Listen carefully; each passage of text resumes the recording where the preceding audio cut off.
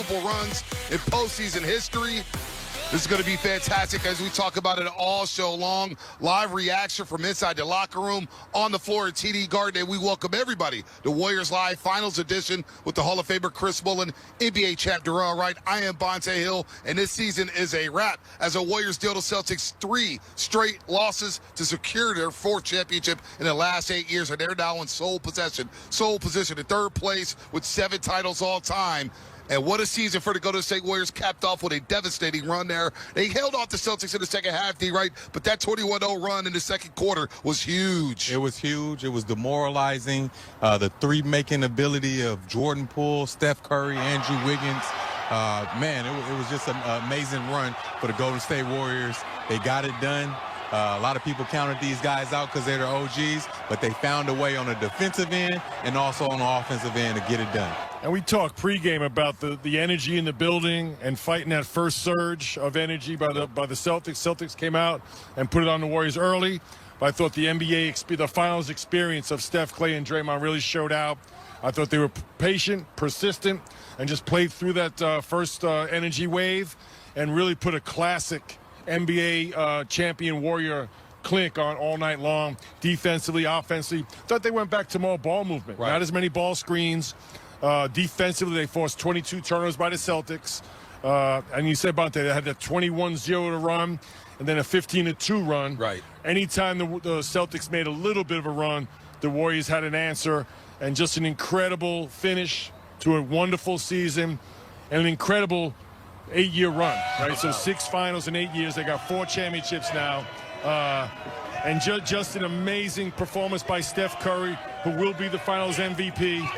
I thought of vintage, as you said, Bonte, Draymond Green. Oh, man. Hovering around, a triple-double, was aggressive, was moving beautifully up and down the court, offensively, defensively. Yep. Clay, not a great performance. No. But those 3 players, I just think their experience, their poise through this first part of that game really stabilized things. And then Steph took over, and here we are with their 4th championship. An amazing accomplishment. Amazing run. Don't forget about Jordan Poole's 11 points in that first half as you saw Tri-City going crazy. And here you go, Bob Myers, Steve Kerr. Look at it. Is that Sean Livingston right there? That's Don, okay. That's Don. Okay, we see it. Draymond Green, Clay, Andre Iguodala gets a ring as well, his 4th championship. And you talk about Draymond Green, 12 points, 12 rebounds, 8 assists. Stephen Curry with 34 points. Andrew Wiggins with more solid defense. Jason Tatum, he also chipped in with 18 points. And the Warriors, that 21-0 run, think about this, Willie and D, right? The Celtics come out on fire in that first quarter. They're up 14-2. TD Garden is rocking. Warriors are sloppy with the basketball.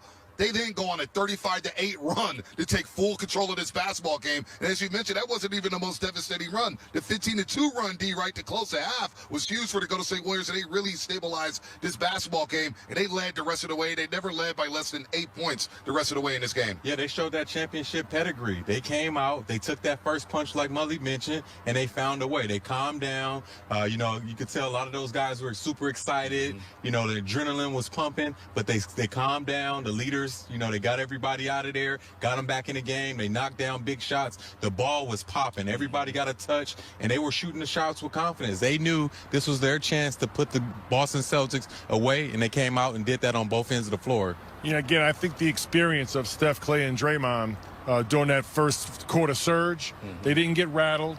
They stayed calm. And then after the energy goes away, then it's time to execute, both offensively and defensively. And the Warriors took the game over with exactly that. Perfect execution offensively. I thought defensively all series long, they were great, forcing the Celtics' 3 best players, Tatum, Brown, and Smart, to play off the dribble, play in crowds, forcing either contested tough shots. The Celtics missed a lot of contested layups. And ultimately what did them in was the turnover. Well, think about the defense. Everybody talked about the Celtics defense coming into the series as a top defense, one of the best defenses in modern history, right? Well, the Warriors had the number 2 defense all season long, and they were the team that played the better defense in the series. Think about this, Willie. 4 out of 6 games, the Celtics scored 97 or less. 97 or less against the smaller, the tuxedo, Mr. Tuxedo guys, Golden State Warriors, the more finesse team. The Warriors also play defense, and they've played defense over these last 8 seasons. Well, the unique thing about the Warriors defense is they have tremendous individual defenders in Andrew Wiggins, Draymond Green, Gary Payton II. Klay Thompson, Steph Curry, Otto Porter, they're all great team defenders. And they understand exactly what Steve Kerr is trying to have them do strategically, and that's pressure the ball. And I think the Celtics, their style of play offensively was a perfect matchup for this Warrior defense because they play off the dribble all the time. And when you do that, the Warriors are perfect at being in the right positions on the weak side, playing boxes and elbows, and having the Celtic players playing crowds. And that forced them either to take incredibly tough twos or really turn the ball over too much. Yeah, lack of a true point guard really hurt the Celtics in this series, D, right? It definitely did, because you got forwards trying to be point guards and playmakers. So the Warriors did an amazing job with pressuring the basketball. GP2 pressuring the ball, 94 feet. Andrew Wiggins getting inside, and Draymond Green getting inside, Jaylen Brown, Jason Tatum, those guys making things hard for them, playing in the crowd, showing them multiple bodies. Every time they turned their back, it was a Golden State Warrior showing their body and showing an extra hand and length. And this is a copycat league, right? So everyone wants to play like the Warriors. But I think you see tonight, not everyone has a point forward like Draymond Green to get them into offense, to settle things down, to get the ball to the right players, to have Steph and Klay able not to play off the dribble all the time. And everyone wants to shoot threes. But not every team in the league has Steph Curry and Klay Thompson. And the one thing that these players do, these championship players, Steph, Klay, and Draymond, they are great decision makers. And they can understand what's happening in the moment. They can make adjustments on the fly. That's something the Celtics are going to have to grow into. This will be a good experience for them moving forward, but that was really exposed. The championship experience and pedigree of the Warriors, but to me, the incredible talent, perseverance, preparation of Steph, Klay, and Draymond to have those two really tough seasons, injury-riddled. And Bonte, you mentioned, we talked about it towards the end of the season. At 20 games left, Draymond has nerve damage in his back. He's got to take off. Steph misses the last 12 games of the season. Klay's still working way back into form. They've got new players on this roster. So to me, this has to be one of the most gratifying. I mean, they appreciate and love all the championships. But to me, coming off those two incredibly tough seasons, all the injuries this year, it's got to be. I think that's why Steph was so emotional after the game. They're much different than 2015, and just well-deserved across the board. Just a joy to watch. Look at this, Willie, the winningest trio in NBA Finals history. They've got now 21 Finals wins. Duncan, Ginobili, Parker with 19. They won 4 championships together down in San Antonio. You got Larry Bird, Kevin McHale, and Robert Parrish with 16 wins. Abdul-Jabbar, Magic Johnson, and James Worthy with 15. And this is not debatable. No. This is on the screen. Numbers are there. Last 50 seasons, the most successful trio of all time in the NBA. That's incredible. Incredible. Now, somewhere Bill Russell, Sam Jones, and Bob Cousy are saying, what about us? We won 11 championships. We said the last 50 years, folks. Last 50 years, and Steph Curry finally puts to bed a dumb debate that's been talked about ad nauseum over the last 5 seasons. Heck, the last 8 seasons. He doesn't have a Finals MVP. Well, guess what? He has one now after averaging 31 points per game, 6 rebounds, 5 assists. He's the first player in NBA history to average 35 and 5 and 5 threes in a final series. He had 4 straight games where he hit 5 made threes, at least 5 made threes in 4 straight games. And of course, tonight he hit over 5 threes as well. And those incredible numbers, as you stated, Bonte, coming into this series against the #1 defense in the league, shredded, just took it apart. In all areas. I thought for a while there, Steve Kerr opted to go to the dribble pick and rolls with Steph.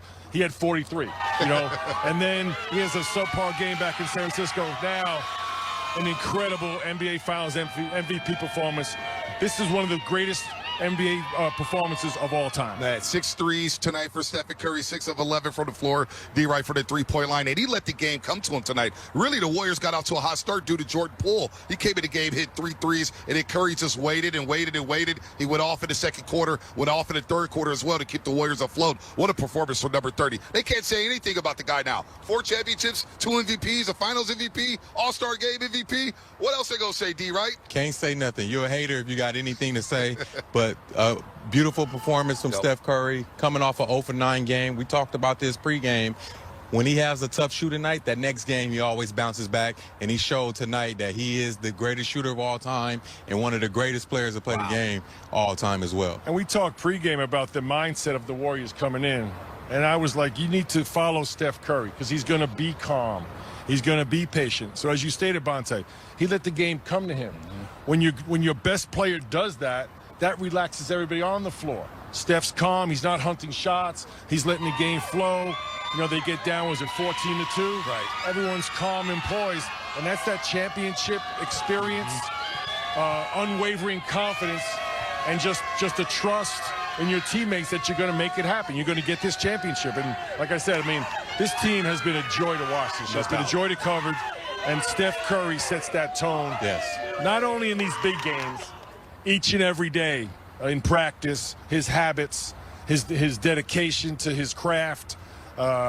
I mean, there's not enough you can say about the guy. No doubt. The Warriors' 21-0 run there in that first half was the largest run in the NBA Finals in the last 50 years. The second largest run happened in 2019 in Game 2 versus the Toronto Raptors, in which the Warriors won. So they've got all kind of record books here in the NBA Finals, including Draymond Green. Let's check out Draymond Green's game tonight because he really